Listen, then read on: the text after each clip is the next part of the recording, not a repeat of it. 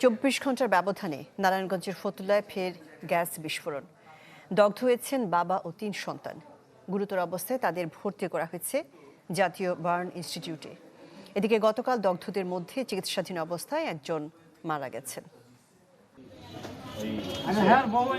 পরপর দুদিন নারায়ণগঞ্জের ফতুল্লায় গ্যাস লিকেজ থেকে ভয়াবহ বিস্ফোরণ। এবার কুতুবপুর এলাকার একটি বাড়িতে বিস্ফোরণে দগ্ধ হলেন বাবাসহ 3 সন্তান। বিস্ফোরণে বিধ্বস্ত ঘরের দরজা জানালা। দগ্ধ আব্দুল কাদির ও তার 3 ছেলে পেশায় হালিম বিক্রেতা। স্ত্রী ঘরের বাইরে থাকায় বেঁচে যান দুর্ঘটনা থেকে। পোলা করে ঘুমের থেকে উড়াইতে মনে করেন ঘুমের মানুষ না, সব ঘুমিয়ে রয়েছে। পরে উড়াইতে আমার স্বামীও পড়ছে, 3 পোলা পড়ছে। গুরুতর অবস্থায় আহতদের উদ্ধার করে ঢাকা জাতীয় বার্ন ও প্লাস্টিক সার্জারি ইনস্টিটিউটে নিয়ে যান প্রতিবেশীরা। ওনার ছেলেটা একবারে মানে যান বাঁচানোর জন্য কিভাবে দৌড় দেয় আর কি।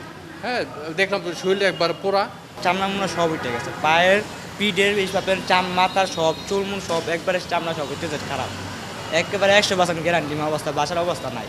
ঈদ আসবে, সাথে ক্যাশব্যাকও আসবে। নিজের বা প্রিয়জনের জন্য কেনাকাটায় এবারও নগদ পেমেন্টে পাচ্ছেন দারুণ ক্যাশব্যাক। তাই যাই কিনুন, পেমেন্ট করুন নগদে। চিকিৎসক জানান কেউই আশঙ্কামুক্ত নন।